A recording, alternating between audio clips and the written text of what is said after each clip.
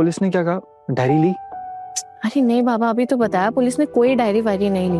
Police ने कहा कि वो मूर्तियों के काम के पास इधर उधर आके घूमेंगे और चेक करेंगे और नजर रखेंगे बस। अच्छा एक बात पूछूं आपसे, सच सच बताएंगी प्लीज? वो क्या है ना कि आपको क्या लगता है कि आपकी नौकरी मेरी नौकरी से ज्यादा इंपॉर्टेंट है?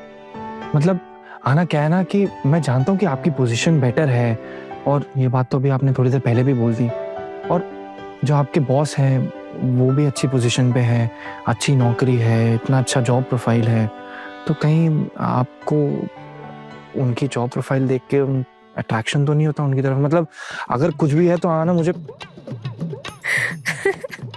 आना इसमें ना हंसने वाली बात नहीं है, मैं बहुत सीरियसली आपसे पूछ रहा हूँ, अगर है तो मुझे बता दो, क्योंकि बाप रे बाप, कितना शक करते हैं आप। मुझे तो पहले इस बारे में पता ही नहीं था। एक काम कीजिए, आप पहले ना जाके डॉक्टर को दिखाइए। आना आपको ना ये घुमा फिरा कर बात करने की कोई जरूरत नहीं। और ये डॉक्टर कहाँ से आ गया बीच में? हम कोई डॉक्टर के बारे में बात कर रहे हैं? नहीं ना, आप मुझे बताओ आपको अट्रैक्शन है या नहीं? अरे नहीं बाबा, बिल्कुल गलत है, कुछ भी सच नहीं है। मुझे सर को लेके कोई अट्रैक्शन नहीं है, सर में कोई दिलचस्पी नहीं है, बस उनके काम में दिलचस्पी है और कुछ भी नहीं। हाँ यही तो मैं बोल रहा हूँ, पहले काम में दिलचस्पी होती है फिर इंसान में भी आ जाती है। ओफो अर्जुन, वो मेरे सर है, बॉस है, सीनियर है मुझसे। वो बहुत ईमानदार इंसान है, फैमिली मैन है, उनकी शादी हो चुकी है, बच्चे हैं, बीवी है, और मैं खुद एक शादीशुदा इंसान हूँ। मैं सपने में भी इस सब बारे में नहीं सोच सकती हूँ। और ये सारी बातें करके ना आप मुझे छोटा नहीं कर रहे, क्योंकि मुझे पता है आप ये सब जो कुछ भी बोल रहे ना सब गलत है। ये सब बातें करके ना आप सिर्फ खुद को छोटा कर रहे हैं और कुछ नहीं।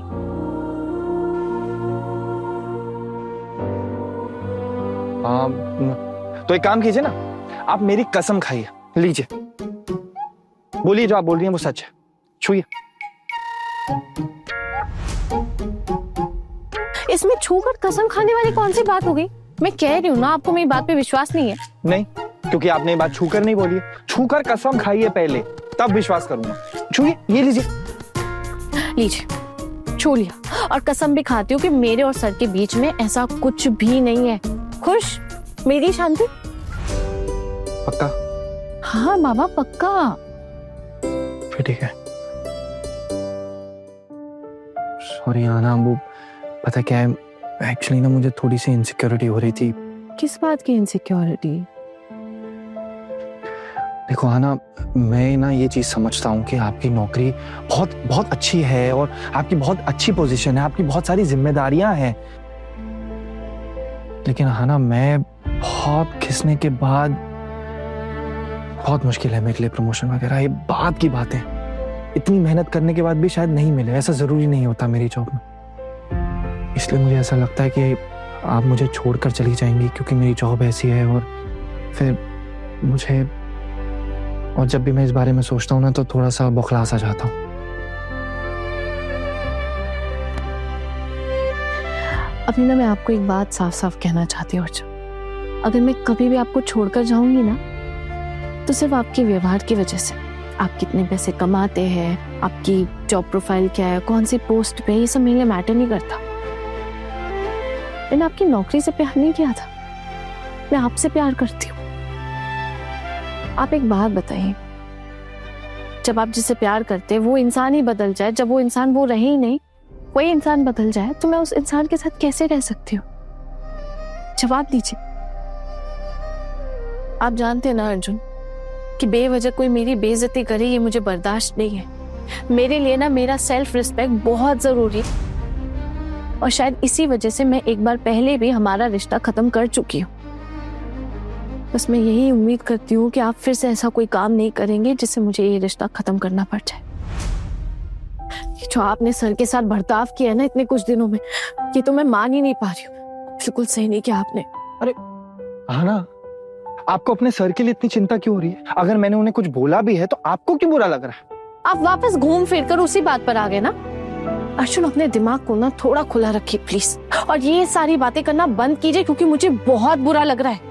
आपके ऑफिस में भी तो कितनी फीमेल कलीग्स होंगी ना जिनके साथ आप काम करते होंगे, उठते बैठते होंगे। मैंने कभी कुछ भी जानने की कोशिश की? मैंने कभी आपसे पूछा कि आपको उनके साथ क्या रिश्ता है? हाँ ना, मेरे ऑफिस में कोई ऐसी कलीग है नहीं जिसके साथ मैं गाड़ी में इधर उधर घूमूं। मैं क्या गाड़ी में घूमने के लिए बैठी थी उनके साथ? मैं एक बात बता दूं आपको कि मुझे घर आने के लिए लेट हो रहा था और सर ने पूछा कि वो मुझे ड्रॉप कर दे, तो मैंने कहा ठीक है। और आगे चल के कितनी बार ऐसा हो सकता है कि मुझे सर के साथ उनकी गाड़ी में बैठ के इधर उधर जाना पड़े, क्योंकि मेरा काम ऐसा है। आपका काम ऐसा नहीं है, आप ऑफिस में बैठ के अपना काम कर सकते हैं, लेकिन मेरा, मुझे फील्ड में जाना होता है, साइट विजिट्स करनी होती है, और इसके लिए मुझे सर का साथ बहुत जरूरी है। ये जो आप फील्ड जॉब की बात कर रही हैं, तो ये जो आपके बॉस है ये सिर्फ आपके साथ विजिट करते हैं या बाकी एम्प्लॉयज के साथ भी? हाँ, बाकियों के साथ क्यों नहीं करेंगे, उनके साथ भी करना पड़ेगा, उनके साथ भी जाते होंगे अर्जुन। मेरे ऑफिस में ना एक टीम है, उस टीम के जो लोग हैं ना वो हमेशा सर को नीचा दिखाने की कोशिश करते रहते हैं, हमेशा ना सर के खिलाफ झूठ झूठ बोलते रहते हैं। देखा मैं इसी की बात कर रहा था। आप कितना पहचानती है अपने बॉस को? हाँ, कितने दिन की पहचान है बताओ? अभी तो आपने जॉब ज्वाइन की है ना अपनी, आपको कैसे पता कि ऑफिस के बाकी लोग बुरे हैं और आपके बॉस महान है? उनके साथ काम करती हूँ अर्जुन, और बाकी लोगों को भी देख रही हूँ कि वो लोग कितने करप्टेड हैं। और ऑफिस के पहले दिन आके मैंने आपसे ये सारी बातें कही थी, अगर आपको याद हो तो। और इस करप्शन की मैं खुद गवाह हूं, इसलिए मैं सर का पक्ष ले रही हूँ। और सर का मतलब मेरा किसी इंसान से नहीं है, ईमानदारी से। और जहाँ ईमानदारी होगी मैं वहां खुद को सरेंडर करूंगी, और जहाँ नहीं होगी वहां नहीं करूंगी। सिंपल सी बात है। आप इतने समय से काम करते हैं, आपको नहीं पता हर ऑफिस में कितनी प्रॉब्लम्स होती है, कुछ ना कुछ प्रॉब्लम्स लगी ही रहती है। मेरे ऑफिस में ये प्रॉब्लम है, आपके ऑफिस में भी कोई प्रॉब्लम होती होगी ना।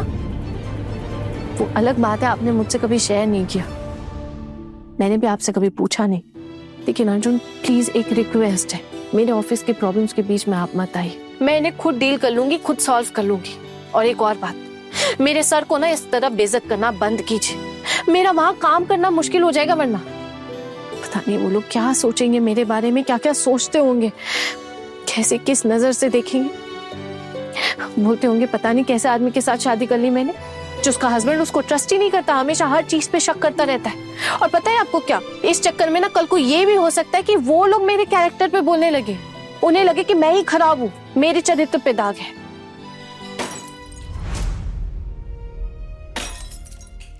ये आवाज कहाँ से आ रही है? ये आवाज तो पोल्टू दादा के कमरे से आ रही है, मैं एक बार देख कर आती हूँ। अरे आना, आपको जाने की क्या जरूरत है?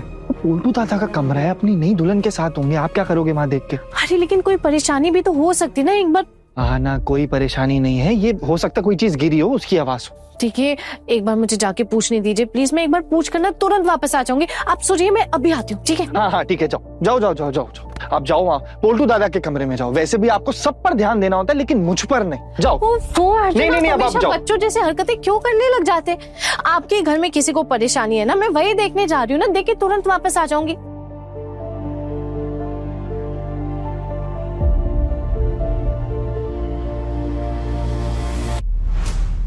वो कैसी आवाज थी? कहीं इस लड़की ने कुछ गड़बड़ तो नहीं कर दिया? कितनी रात को तो ऐसी आवाज होनी ही नहीं चाहिए, कुछ ना कुछ तो गड़बड़ जरूर है।